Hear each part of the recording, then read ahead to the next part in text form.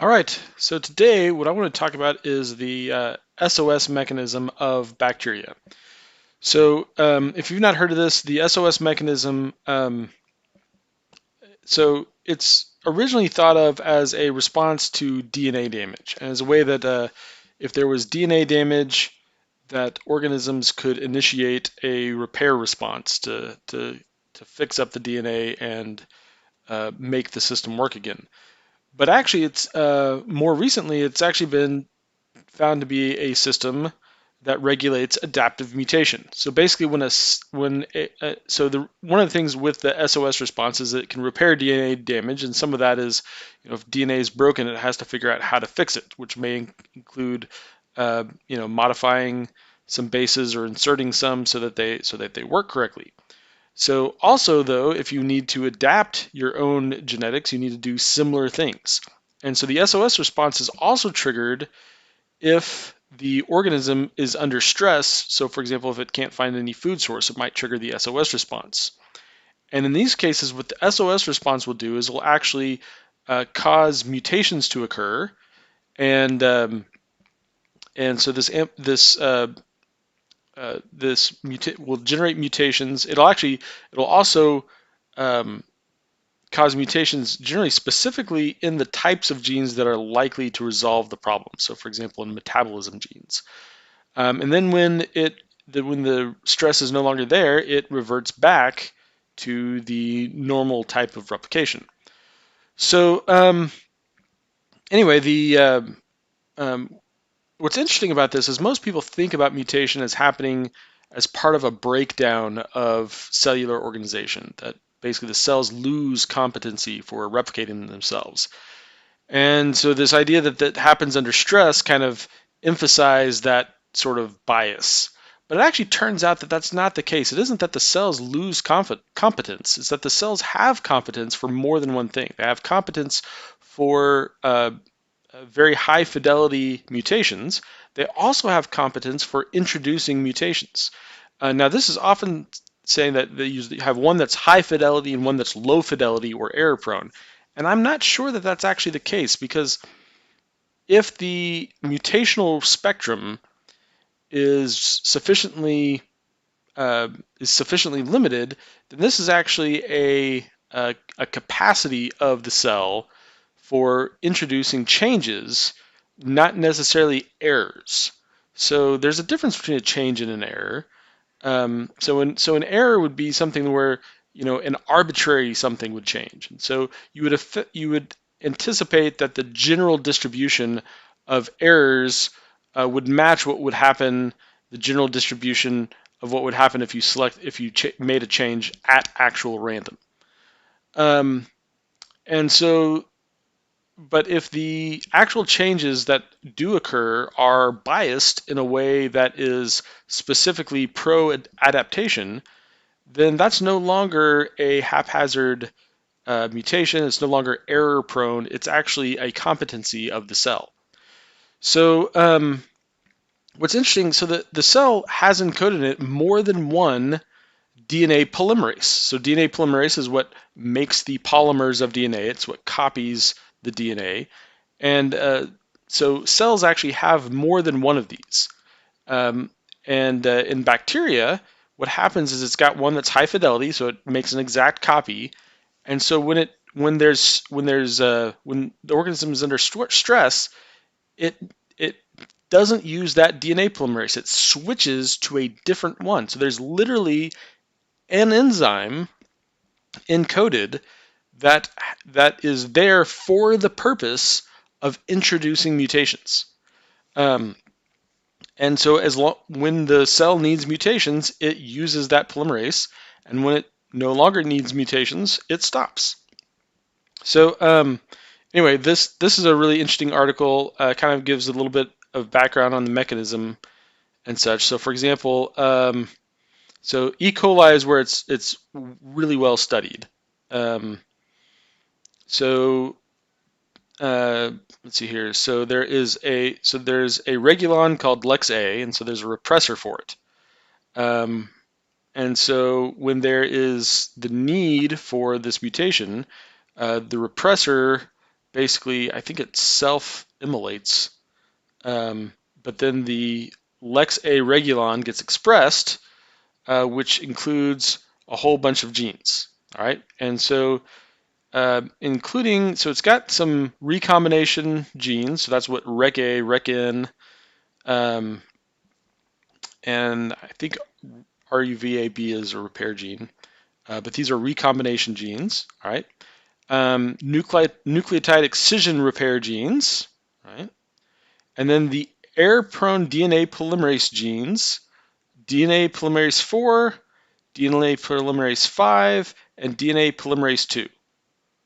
Okay, now you might say, well, why? That's kind of weird numbering. Well, they're numbered. I believe they're numbered in the order of occurrence that they were originally found.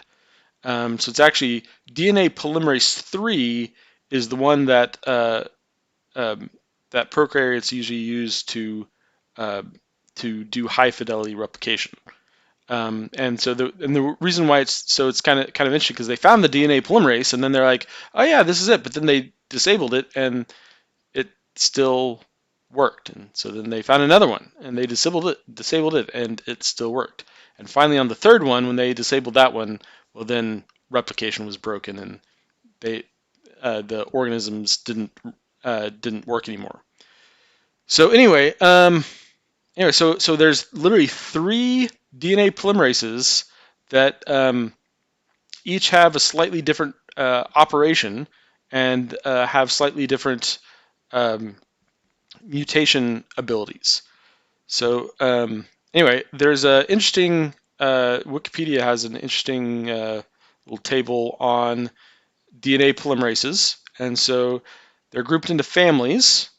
All right, so and so the eukaryotic polymerases are usually most of them are given Greek letters, and so uh, polymerase 1 and polymerase gamma are both in the same family. Pol 2 is the same family as Pol B. So um, these are different polymerases, but they're all in the same family. So DNA polymerase 3 is the proofreading one that's used by prokaryotic organisms. So anyway, the polymerases that are used for generating mutations is Pol 2, Pol 4, and Pol 5.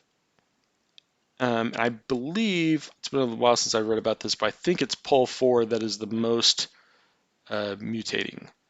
But anyway, so and these are expressed to a lesser extent when under normal replication, but and that's what causes kind of a standing variation in organisms. But the non-selective variation to occur. But the and the nice thing about having a non-selective variation is that way when you have problems, you might already have someone in your population who can do that.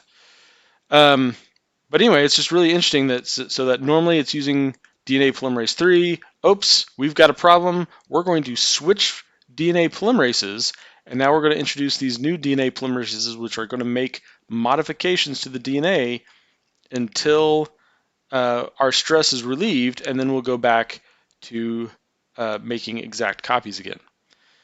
So anyway, I just wanted to point out that I thought it's a fascinating system. So you literally have the cell will detect when mutations are needed. It will then switch to the mutating polymerases.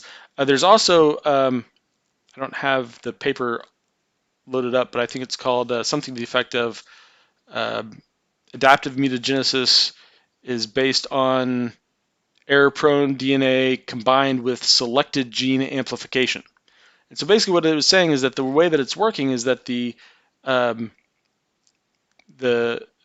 cell is actually making so it's taking the genes that are needed and repeatedly copying them over and over again with these mutating DNA polymerases.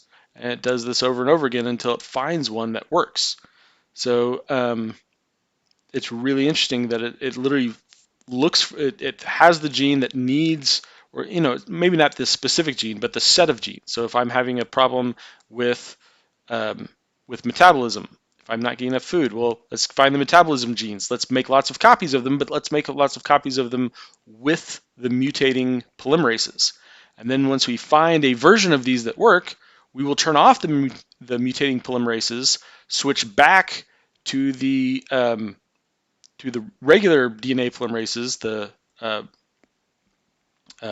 what's the term I use? High-fidelity DNA polymerases, and go forward from there. So anyway, so um, that is the SOS mechanism, kind of in a nutshell. If you read these papers, you'll get a more thorough view of them. But and also you might read. This has lots of information on the different DNA polymerases. Um, so yeah, so DNA polymerase 4. So they call it error prone, and I don't know, again, I don't know if that's a good term for it. That's usually what's the term that's used. I think mutating would be a better descriptor, because whether these are biased towards function or not is something to be determined, not something that we have direct evidence for.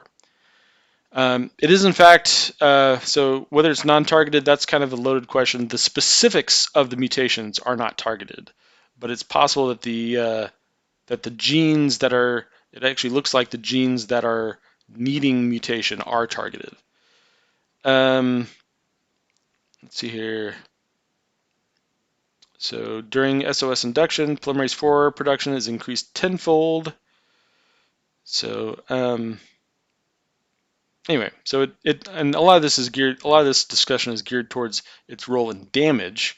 But again, it also, damage is not the only thing that triggers the SOS system. It's also starvation and other problematic issues within the cell.